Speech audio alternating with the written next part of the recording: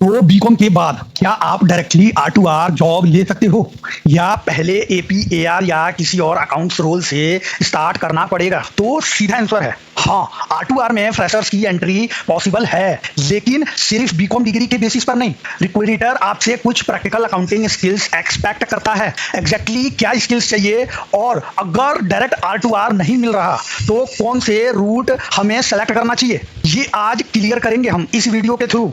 तो मैं बहुत से फ्रेशर्स को एक मिस्टेक करते देखा है कि जॉब सर्च में सिर्फ आर टू आर फ्रेशर्स लिखते हैं, फिर 50 एप्लीकेशंस के बाद बोलते हैं कि आर टू आर में फ्रेशर्स हायरिंग तो होती ही नहीं है। भाई यहीं से स्ट्रेटजी गलत हो जाती है। तो देखो, अगर आप बीकॉम या एमकॉम फ्रेशर हो और टारगेट है एमएनसीज में अकाउंटिंग या आर टू आर करियर, तो ये वीडियो आपके लिए इंपॉर्टेंट है। आज मैं आपको एक प्रैक्टिकल रोड मैप दूंगा, डायरेक्ट आर टू आर कब टारगेट करना है और कौन से स्किल्स पहले सीखने पड़ेंगे और कौन से जॉब टाइटल्स सर्च करने हैं, और डायरेक्ट अगर आर टू आर ना मिले तो बैकअप रूट क्या होना चाहिए। मैं ये सिर्फ थ्योरी से नहीं बोल रहा। तो करंट जॉब पोस्टिंग में भी बीकॉम फ्रेशर्स के लिए अकाउंटिंग रोल्स अवेलेबल होते हैं। फर्क सिर्फ इतना है कि आपको उन्हें ढूंढना आना चाहिए। अभी हाल ही में कंजीनेंट की रिसेंट गुरुग्राम पोस्टिंग में बीकॉम और एमकॉम फ्रेशर्स के लिए अकाउंटिंग का रोल था। इसलिए पहली बात तो ये क्लियर कर लो कि आर टू आर इम्पॉसिबल नहीं है। तो अब आ जाओ सेक्शन नंबर 1, बीकॉम के बाद डायरेक्ट आर टू आर मिलती है या नहीं। तो सबसे पहले ये कंफ्यूजन खत्म करते हैं। तो क्या बीकॉम के बाद डायरेक्ट आर टू आर मिल सकता है? तो हाँ भाई, हाँ मिल सकता है, लेकिन हर कंपनी में नहीं और हर फ्रेशर्स को नहीं। आर टू आर में एंट्री लेवल रोल्स भी आते हैं, लेकिन कंपनी कभी रोल्स को आर टू आर नहीं लिखती। इसमें जॉब टाइटल्स होता है जैसे प्रोसेस एसोसिएट्स, मैनेजमेंट ट्रेनी और अकाउंटिंग एसोसिएट या जनरल अकाउंटिंग रोल्स। काम के अंदर आर टू आर एक्टिविटी होनी चाहिए, जैसे journal entries, reconciliations, month end activities, और इन एक्टिविटीज को करके आपको आर टू आर का एक्सपीरियंस होगा। एंड फिर आप आर टू आर के अंदर IC and banking, FA, general accounting team जैसी में भी वर्क कर सकते हो। इसलिए सिर्फ आर टू आर कीवर्ड पे डिपेंड रहना गलत अप्रोच है। अब एबीसी प्राइवेट लिमिटेड में मान लो ओपनिंग आई, ठीक है, उसके बाद उसमें जॉब टाइटल्स है फाइनेंस प्रोसेस एसोसिएट, लेकिन डिस्क्रिप्शंस में जीएल रिकंसिलिएशंस और जर्नल एंट्रीज है। तो भाई ये रोल आपके आर टू आर करियर का एंट्री पॉइंट हो सकता है। अब आ जाओ सेक्शन नंबर 2, रिक्रूटर फ्रेशर्स में क्या देखता है। अब सबसे इंपॉर्टेंट पार्ट, बीकॉम डिग्री तो बहुत लोगों के पास होती है, तो इंटरव्यूअर आपको ही सिलेक्ट क्यों करेगा? तो सबसे पहला, अकाउंटिंग फंडामेंटल्स, डेबिट और क्रेडिट क्लियर होने चाहिए, जनरल एंट्री की समझ होनी चाहिए, एक्रूअल्स क्या होता है, प्रीपेड्स एक्सपेंस क्या होता है, प्रोविजंस और एक्सपेंस में डिफरेंस क्या है, बैलेंस शीट्स और पी&एल कनेक्शंस क्या है, एंड डेफर्ड रेवेन्यूज जैसी ये चीजें इंटरव्यू में आ सकती हैं। अब सेकंड, रिकंसिलिएशंस। तो सपोज एबीसी प्राइवेट लिमिटेड का बैंक बैलेंस बुक में 9 लाख है, ठीक है, और बैंक स्टेटमेंट में 8.85 लाख है। अब सिर्फ डिफरेंस बोलना इनफ नहीं होगा, आपको रीजन आइडेंटिफाई करना है, जैसे outstanding cheques, bank charges, timing difference, और यही एक्चुअल अकाउंटिंग थिंकिंग होती है। तो current R to R job descriptions में जर्नल्स, मंथ एंड क्लोजिंग्स और रिकंसिलिएशंस रिपीटेडली इंपॉर्टेंट स्किल्स होते हैं। और भाई लोग, आपके इसी चीज का सॉल्यूशंस जल्दी ही मैं अपने चैनल पर ला रहा हूं। मेरे पास वो 100 unlimited R to R question है ना, जो हर कंपनी में घूम फिर कर पूछी जाती है, और ये कोई आम लिस्ट नहीं है। यही वो एग्जैक्ट क्वेश्चन है जिन्हें क्रैक करके मुझे भी आर टू आर में एंट्री मिली थी। तो मैं अपने सारे इंटरव्यू रिजेक्शंस और लाइव एक्सपीरियंस और प्रैक्टिकल वर्क नॉलेज का पूरा निचोड़ इस वीडियो में डाल दिया है।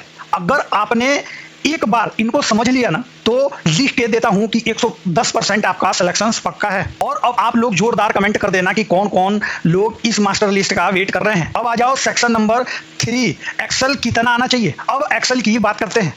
तो फ्रेशर्स को एडवांस एक्सेल का एक्सपर्ट होना जरूरी नहीं है, लेकिन बेसिक एक्सेल्स अगर वीक हुआ ना, तो अकाउंटिंग रोल में दिक्कत हो सकती है। तो अब एबीसी प्राइवेट लिमिटेड में आपको 5000 ट्रांजैक्शंस की फाइल मिलती है, ठीक है। आपको डुप्लीकेट एंट्री आइडेंटिफाई करनी है, डाटा फिल्टर करना है, टोटल कैलकुलेट भी करना है, और 2 रिपोर्ट्स कंपेयर भी करनी है।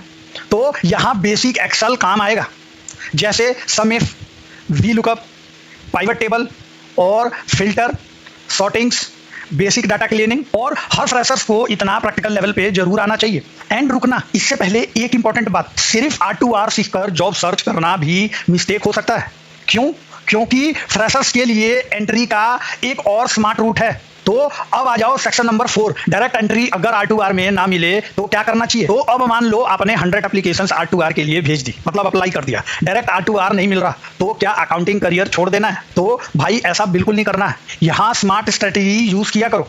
एपी और AR जनरल अकाउंटिंग या अकाउंट्स पेबल रोल्स टारगेट करो, लेकिन एक कंडीशन के साथ, रोल्स जेन्युइनली अकाउंटिंग एक्सपोजर्स वाला होना चाहिए। जैसे ABC प्राइवेट लिमिटेड में आप एज ए AP ज्वाइन करते हो, इनवॉइस प्रोसेसिंग के साथ अगर रिकंसिलिएशंस भी सीखते हो या रिकंसिलिएशंस का काम करते हो, और अगर वेंडर बैलेंस समझते हो और मंथ एंड एक्टिविटीज देखते हो, फिर आपकी अकाउंटिंग फंडामेंटल स्ट्रांग वैसे ही हो जाएगी और 18 या 2 साल में R2R या GL रोल्स टारगेट करना इजी हो जाएगा। ये गारंटी टाइमलाइन नहीं है, लेकिन प्रैक्टिकल करियर रूट जरूर है, क्योंकि स्टार्ट में बीकॉम के बाद मैंने भी AP से ही स्टार्ट किया था, फिर जाके 6 ईयर बाद मुझे R2R का पता चला और तब तक मैं AP में ही R2R की एक्टिविटी कर रहा था, लाइक रिकंसिलिएशंस एंड अदर वर्क्स। क्योंकि आप लोगों को तो पता ही होगा कि डोमेस्टिक कंपनी में एक अकाउंटेंट से ही सारा काम करवा लेती है और वहाँ कोई ऐसा AP, AR और R2R डोमेन नहीं होता है। तो अगर आपको अकाउंटिंग करियर की ये प्रैक्टिकल क्रिएटिविटी यूजफुल लग रही होगी तो ऑफिस से उड़ान को जरूर सब्सक्राइब कर लेना,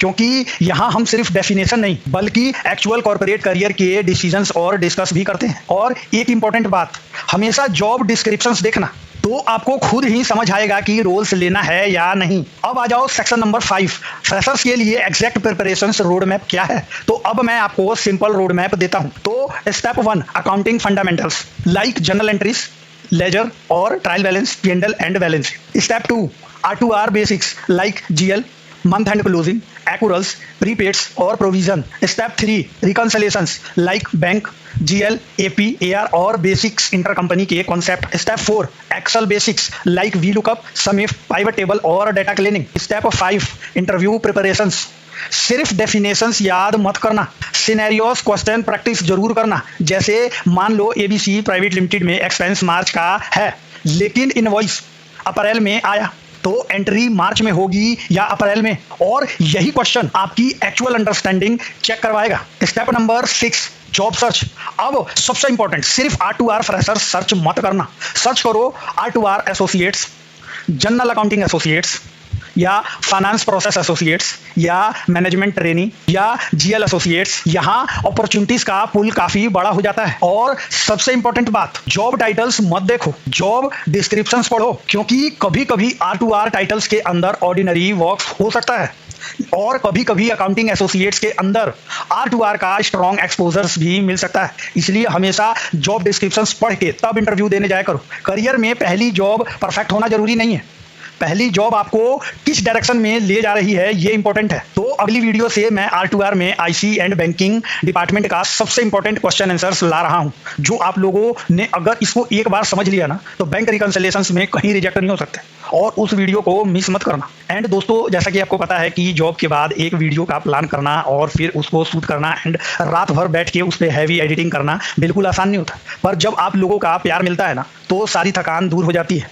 अगर इस वीडियो की मेहनत आपको थोड़ी सी भी अच्छी लगी होगी ना तो प्लीज़ यार लाइक और सब्सक्राइब जरूर कर देना। आपका एक क्लिक मुझे और बेटर कंटेंट बनाने की हिम्मत देता है। तो मिलते हैं अगली वीडियो में। Thanks for watching.